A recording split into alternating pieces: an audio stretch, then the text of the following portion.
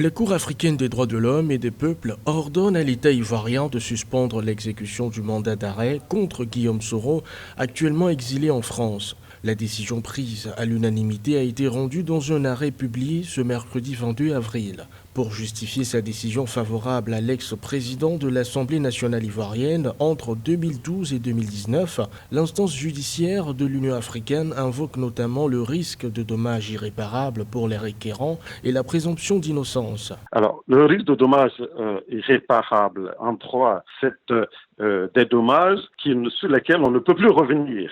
Il n'y a pratiquement plus de faits avérés. Et donc, nous attendons de la même manière que l'État puisse appliquer sans réserve cette décision. La Cour africaine des droits de l'homme et des peuples a également demandé la remise en liberté de 19 des proches de Guillaume Soro, candidat déclaré à l'élection présidentielle prévue en octobre 2020 en Côte d'Ivoire. L'ancien Premier ministre faisait l'objet depuis la fin de l'année 2019 d'un mandat d'arrêt émis par la justice de son pays, qu'il accuse entre autres d'atteinte à l'autorité de l'État et de détournement de fonds publics. La Cour africaine des droits de l'homme et des peuples, juridiction indépendante supranationale, vient de rendre une décision historique. Elle reconnaît l'iniquité des poursuites engagées contre Guillaume Kigbafori Soro et les cadres, militants et dirigeants de GPS, ainsi que les 5 députés du groupe parlementaire Rassemblement, injustement incarcérés par le régime d'Abidjan. Quand la justice est indépendante, ces arrêts sont limpides et ne souffrent d'aucune suspicion. La victoire est toujours du côté de la justice. Guillaume Soro a été longtemps un allié de taille du président Alassane Ouattara,